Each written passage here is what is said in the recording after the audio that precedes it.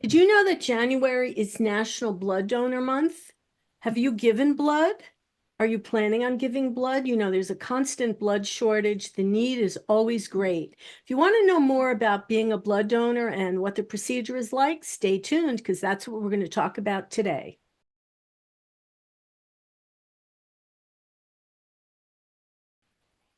Morning, everyone, and welcome to Scan FYI.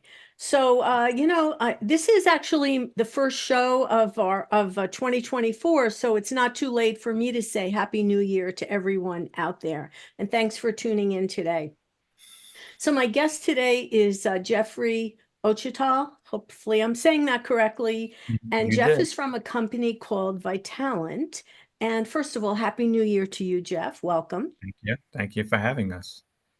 A pleasure. So why don't you first just explain what is Vitalent and what is your role there? Okay. Well, thank you for having us. This is, as you know, is National Donor Month, so we want to get Yes. as many people as we can to donate blood. And we also want to educate people about donating blood because people don't know all the facts. So let's talk about who is Vitalent. Vitalent is located in Arizona. Uh, we cover about 19 states in New Jersey. I'm an account manager with New Jersey with Vitalent. Them been been them with about 7 years, and I've been in the blood business for about 17 years. So my job as an account manager is to work with different organizations such as temples, churches, Knights of Columbus, hospitals, and guide them on how to run a blood drive. And what Okay. makes it easier is like planning a party. You're going to have a blood drive or having a party. And I said, everyone, I use the example of a bachelor party or some type of party, and you got to invite people to come. So my objective is to work with a chairperson, maybe like yourself, and say we're having a blood drive, say February 15th, and we work with them and make sure that the room that we have is accurate, that we can bring all the equipment into the room, has air conditioning, has heat, has internet, and walk them through the process of how a blood drive is set up so they kind of visualize it. And when I go to see the chairperson, I have a book of pictures. So they kind of visualize how everything could come in. The team leader will design it totally different, but we want to have a kind of a conceptual idea when we do that. Also, by doing that, let's say we use a February date or a January date, we make up flyers for them with their logo and things like that. And they communicate that out to different social media sites, Facebook, Twitter, anything that can get people to donate blood. There is a link where donors can come and sign up. On the flyer, there also is a QR code, which is, I think, is a new way of doing it. They just take a picture of the QR code and then they can make an appointment. They also can use the link to make the appointment. Sometimes we have donors that are not that, like myself, is not that computer savvy, and we just have to ask them to donate blood. And then we, or the coordinator, will sign them up. We'll put the first name, last name information in there, and then they can donate blood. So our objective is we have to figure out based on how many people they have at that location what our goal is. So if a goal is 20 units, we need to sign up maybe 30 people to do that. Now, when you say, why I have to sign up 30 people for 20? Well, you know what happens? Stuff happens. Because today the Mhm. weather is not that good, and 3, 4 people can't come. They have car trouble. They have kids issues. They Party. have Not everybody shows up. right, and everyone shows up. So you always want to sign up more people than what you can. And your Okay. objective is to make sure we make sure based on what the goal is and when have people are signed up that we have the right amount of staff. We provide the best customer service for the person that they when they donate blood. So when they go there, they're kind of like, oh, I had a great experience. You know, and everyone knows that sometimes you go to a restaurant and the person's late getting your menu out or giving you a check or not giving you no water, and then you have that thing back in your head. So we want to make sure that the people have a great experience, that they like it, and then we do the best that we can to achieve our goal. And look, it's better than getting zero. So if we get zero and the goal is 20 and we get 19 or 18, hey, 18 is better than nothing. And that's what we try to do. And then we try to figure out what worked and we analyze it so we can get better the next time. Right. Well, thanks for that explanation then. I think that, I was in preparation for speaking with you today. I was doing a little bit of research and I see that while so many people are actually eligible to donate blood, it's Right. really a very small percentage of people who do donate blood, which That's is correct. unfortunate. And I Right. think there's also this misconception with senior citizens that, oh, I'm too old to donate blood, but that is not the case.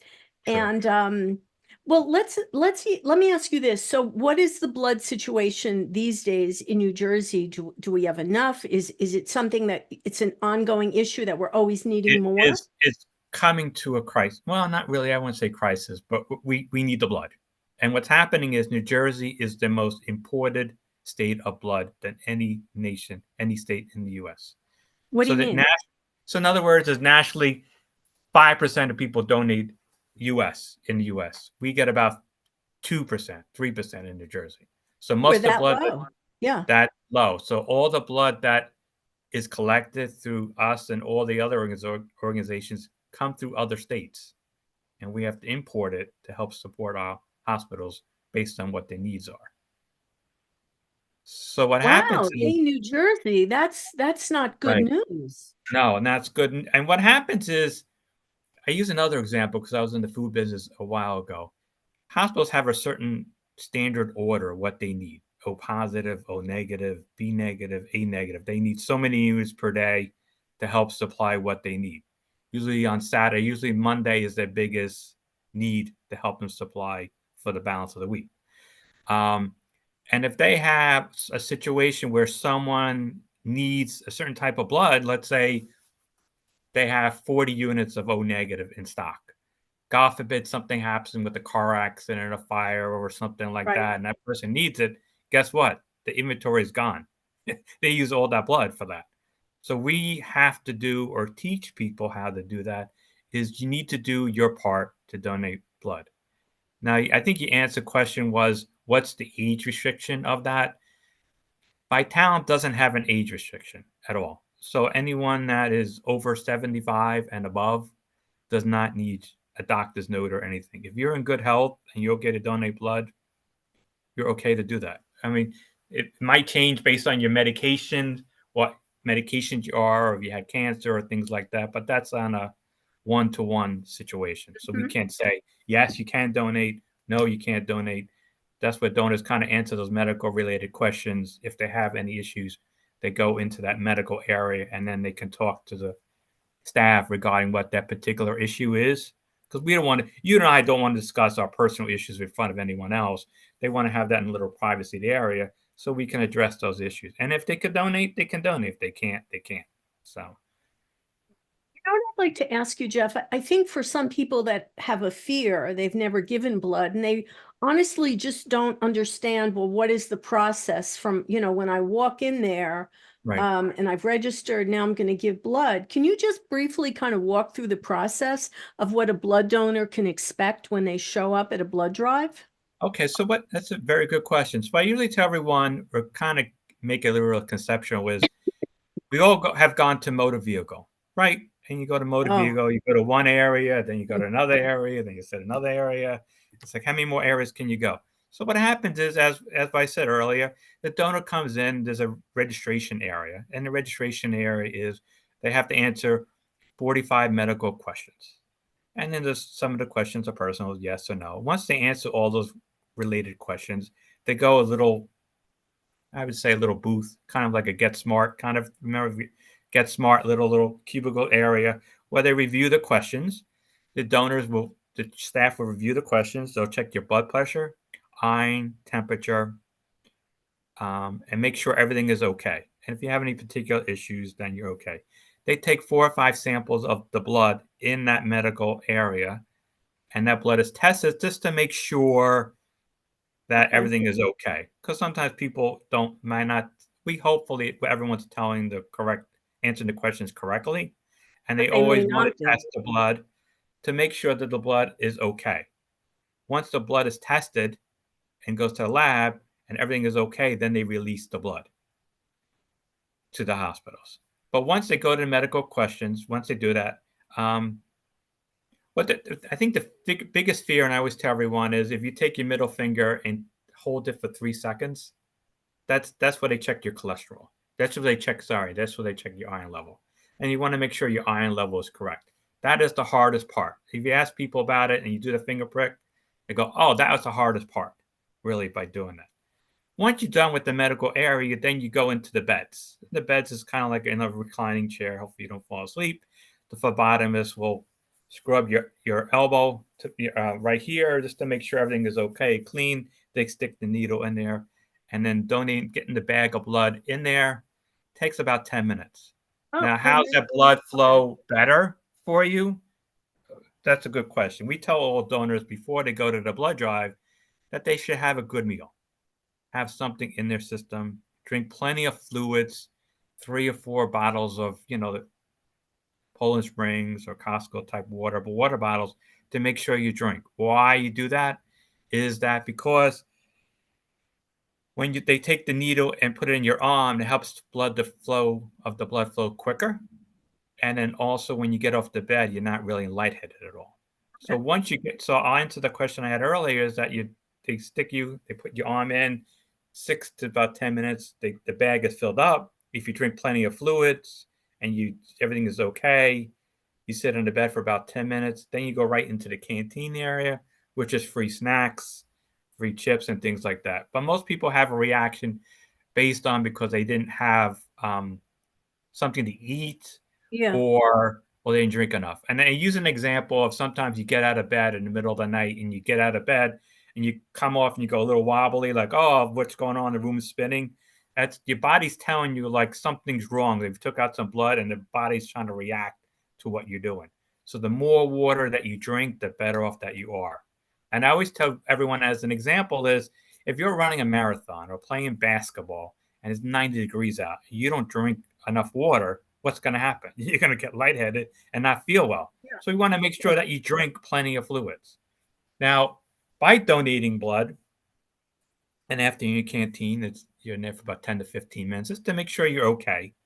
We don't want to have, everyone says I'm fine, but you never know what people have. That's true. Um, and you want to make sure you're okay. I had experiences, people I've donated 25 times, I'm fine. If I had a woman, um, what happened with her? She donated, she forgot her ID card, and then she ran home to get her ID, and then she ran back and she donated blood. Guess what? She had a reaction because she was running before she donated. If she drove home and did it, but she donated all the time. We couldn't figure out why. Oh, that's why. Because she ran home to get her ID card so she could donate blood. But by donating blood, also, people don't know that. A lot of people don't know what your blood type is. And it's good to know your blood type It on a is good. day. It's good to know. A lot of people, they'll tell you your iron level on the day your blood drive. They'll tell you your temperature, your blood pressure, and in 6 to 8 weeks, or if you're familiar with the computer, they'll tell you what your blood type is. They'll tell you what your cholesterol level is. And a lot of people don't know your cholesterol level. A lot of people don't know the blood type. And a lot of people don't know what your iron level is. So that's good information to know. And when you donate any blood, you never know, God forbid, hopefully you never need blood, but you should keep that donor card in you just to make sure if something happens, they know what your blood type is. So, What is the blood type that is, that is most in demand from blood donors? well, mostly the hospitals are looking for O positive and O negative. O positive is 39% of donations in the US, while O negative is 9%. O negative, why they want O negative is that you can give it to any blood type.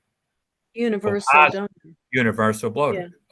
O positive, you can get to O positive, A positive, B positive, so that's good. Also, AB negative is a rare type. B negative is a rare type. A negative is a rare type. So the hospitals are looking for those donors to help supply what they need. So God forbid have to go in the hospital, you can do that.